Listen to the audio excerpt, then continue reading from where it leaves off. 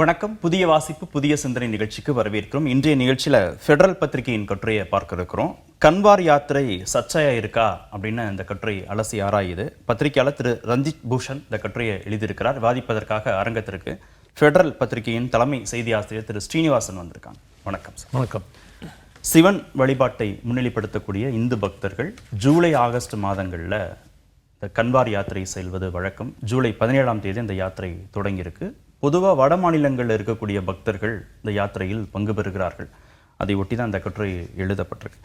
1960-70களில் ஒரு சிறிய குழுக்களாக இந்த யாத்திரையை தொடங்கினாங்க. ஆனால் சமீப நாட்களில் அது ரொம்ப பிரபலமாயிடுச்சு அப்படின்னு சொல்கிறார். இதற்கான முக்கியத்துவம் பின்னணி என்ன? இது சிரவண மாதங்கிறது ஒரு புண்ணியமான மாதம், அதை நம்புகிறாங்க. ஏன்னா மழைக்காலம் அது. ஒரு நல்ல ஒரு வெயிலுக்கு அப்புறம் நல்ல ஒரு மழை காலம் வரைச்சு எல்லாம் புதுப்பிக்கும் இல்லையா எல்லா விஷயமும். அதனால் இது ஒரு செலிப்ரேஷனாக பார்க்குறாங்க. நீங்கள் சொன்ன மாதிரி சிவபக்தர்கள் என்ன பண்ணுறாங்கன்னா, கங்கையில் போய் அங்கேருந்து புனித ஜலத்தை குடத்தில் எடுத்துட்டு அதை பல தூரம் நடக்கிறாங்க. இரவும் பகலுமா நடந்து போய் அதை சிவனுக்கு படைக்கிறாங்க. இதுதான் அதனுடைய ஓவரால் இது. ஆனால் இப்போ எப்படி இருக்குன்னா, நீங்கள் எங்கேருந்து கங்கை ஜலத்தை எடுக்கிறாங்கன்னா, அது ஒரு கங்கை எங்கெல்லாம் ஓடுறதோ அங்கெல்லாம் நல்ல புனிதமான இடத்துலேருந்து அதை எடுக்கிறாங்க. அது எங்கே எடுத்து போகிறாங்கன்னா, பல கோவில்கள் இருக்குது. ஆக்ராவில் ஒரு கோவில் இருக்குது, சில ஒரு கோவில் ஜார்க்கண்டில் இருக்குது, பைத்யநாத் அப்படின்ட்டு. பத்ரிநாத்துக்கும் போகிறாங்க, கங்கோத்ரிக்கு போகிறாங்க. அதனால் பல இடத்துக்கு போகிறாங்க. ஹரித்வாருக்கும் போகிறாங்க. அதனால் பல கிலோமீட்டர் நடக்கிறாங்க. 100க்கு மேலே 100-200க்கு மேலே கிலோமீட்டர் நடக்காங்க இரவும் பகலுமா. இது 4 வாரம் நடக்கக்கூடியது. இப்போ 2வது வாரம் முடிஞ்சு 3வது வாரம் ஆரம்பிக்க போகிறது.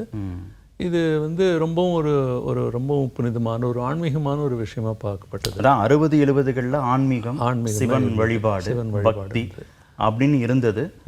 1980களுக்கு பிறகு லேசா அரசியல் கலக்க தொடங்கிடுச்சுன்னு கட்டுரையாளர் குறிப்பிட்டிருக்கார். சரியா சொல்லுகிறார் அவர். அவர் காங்கிரஸை குறிப்பிட்டிருக்கார்.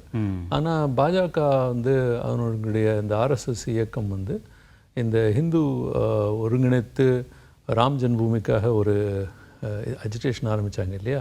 அது உத்தரப்பிரதேசத்தில் அதனுடைய மையப்பகுதியாக இருந்ததுனால அங்கே ஒரு பெருசாக சூடு பிடிச்சது. நான் டெல்லியில் இருக்க போதெல்லாம் பார்த்துருக்கேன். கன்வர் யாத்ரா வரப்போகிறதுங்கிறவனோடனே எல்லோரும் அதிர ஆரம்பிச்சிடுவாங்க. ஏன்னா நீங்கள் டிராஃபிக் ரோட்டில் போனேன்னா டிராஃபிக் ஜாம் எங்கே பார்த்தாலும் நிறைய இடத்துல அடிதடி, அப்புறம் அதெல்லாம் நடக்கும். அது எப்படின்னா, அவங்க அந்த புனித ஜலத்தை எடுத்துன்னு போச்சு, ஒரு டிராஃபிக்கில் ஒரு கார் இல்லை சிறிதாக ஒரு இடிபட்டது, இல்லை ஒரு சிறிதாக ஆக்சிடென்ட் ஆகிட்டு தான் இவங்க ஹைவேல நடக்கிறாங்க. ஆண்டுக்கு சில ஆயிரங்களில் தொடங்கின எண்ணிக்கை இப்போ 3 கோடி பக்தர்கள் பாத யாத்திரை போவதாக. இது இந்த தேசத்திலே ஒரு மிகப்பெரிய ஒரு ஆன்மீக யாத்திரைன்னு கூட சொல்லலாம். அவ்வளோ பெருசாக மாறிட்டுது.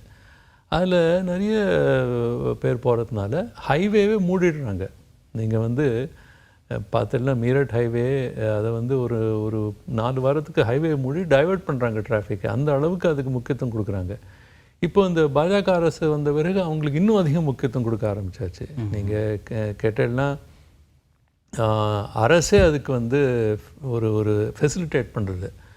அது எப்படின்னா, நீங்கள் டைரக்டர் ஜெனரல் போலீஸ் மலர் தூவுறார் ஹெலிகாப்டரில், எங்கேருந்துலாம் யாத்திரை போகிறதோ அங்கெல்லாம். அந்த மாதிரி அவங்களுக்கு ஒரு ஃபெசிலிட்டிங்கிறது ஒன்று, இன்ஃப்ராஸ்ட்ரக்சர் க்ரியேட் பண்ணுறதுங்கிறது ஒரு ஸ்டேட்டுங்கிறது அது சரியான விஷயம். அதுக்கு மேலேயும் போய் ஒரு ஆன்மீகங்கிற இதில் அவங்க அதில் பங்கேற்கிறதே ஒரு கேள்விக்குரிய விஷயந்தான். அப்புறம் நீங்கள் சொன்ன மாதிரி 80-90 அங்கெல்லாம் இப்போது கொஞ்சம் ராம் ஜென்மபூமி அதெல்லாம் வந்தப்பறம் ஹிந்து அவேர்னஸ் அப்படின்னு நாங்கள் இது ஓட் பேங்க் பாலிடிக்ஸோட அதை மாறிடுது. அதுலேருந்து மாறிடுது. ஒரு ஓட் பேங்க் பாலிட்டிக்ஸாக தான் அது மாறி இருக்குது. அதனால் ஒருத்தரும் அதை பெருசாக அதை கண்டுகொள்றதில்ல.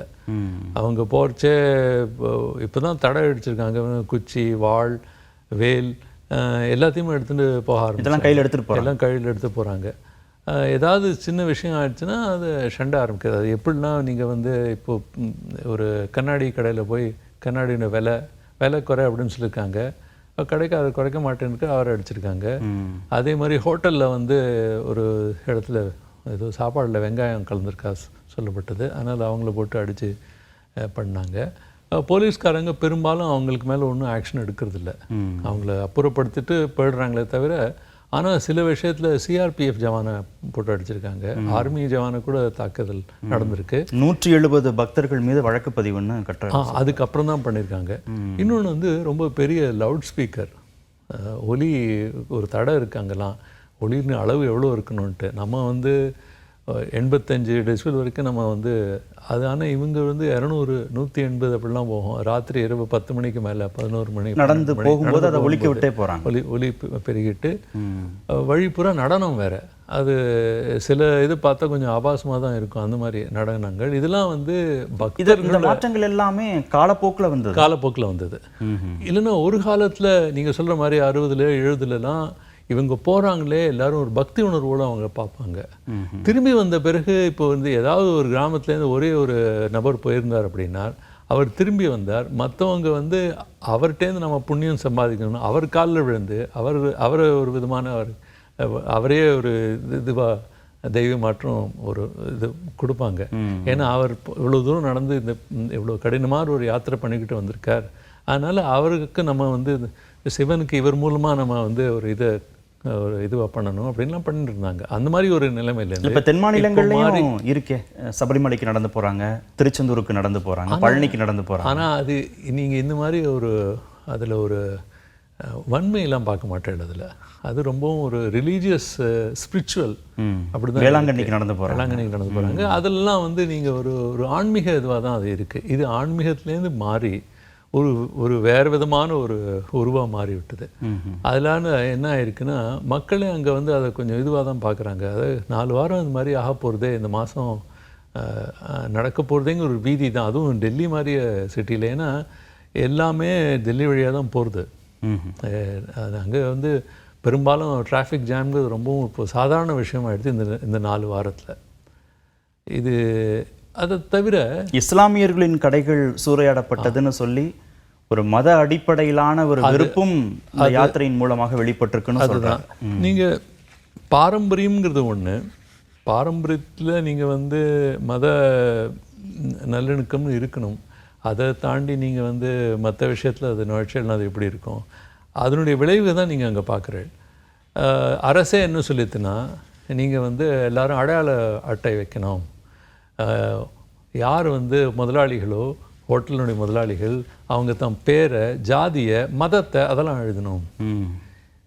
போன வருஷம் ஹைகோர்ட் சொல்லிட்டு அதெல்லாம் அவசியம் இல்லை, வெறும் சாப்பாடு வந்து சைவமாக இருக்கணும், அதுதானே அவங்க விருப்பம், சுத்த சைவ சாப்பாடை நீங்கள் முன் வைங்க, அதை அவங்க சாப்பிட்டு போவாங்க, இது அவசியம் இல்லைன்னு சொல்லிட்டு. ஆனால் இந்த வருஷம் கோர்ட் அப்படி சொல்லலை, இந்த முறை அந்த மாதிரி நடக்கலை. அது என்ன ஆயிருக்குன்னா இப்போது நிஜமாகவே அவங்க ஒரு அடையாள அட்டையில் அதெல்லாம் சொல்லணும். அப்போ இஸ்லாமியர்களா அப்படின்றத அவங்களே வெளிப்படுத்துகிற மாதிரி ஆயிடுது. இது வந்து ஒரு திஸ் இஸ் அகெயின்ஸ்ட் ஈக்குவாலிட்டி. நீங்கள் ஒரு சமத்துவக்கு அப்புறம் தனி மனித இதுவும் நான் எதுக்கு சொல்லணும், நான் எந்த மதத்தை சார்ந்தவன்ட்டு. நான் ஒரு வியாபாரி, நான் என் பொருளை விற்கிறேன், நீங்கள் வாங்கணுன்னா வாங்க, இல்லைன்னா போங்க. ஆனால் என் மதத்தை நீங்கள் கேட்குறீள், என் ஜாதியை நீங்கள் ஏன் கேட்குறீள்? நீங்கள் பாருங்கள், இப்போது இது வந்து நம்ம செக்குலரிசம்ங்கிற அந்த பிரின்சிபலுக்கே விபரீதமாக போயிட்டுருக்கு. இப்போ நீங்கள் சென்னையிலே பார்த்தீங்கன்னா ஜாதி பேரில் இருந்த பல தெருகளினுடைய பேர் மாற்றப்படுகிறது. அதை வந்து பேர் இருக்கே தவிர இல்லை, ஜாதி எடுக்கப்படுகிறது. அது எதுக்கு ஒரு விதமான நல்லிணக்கம்.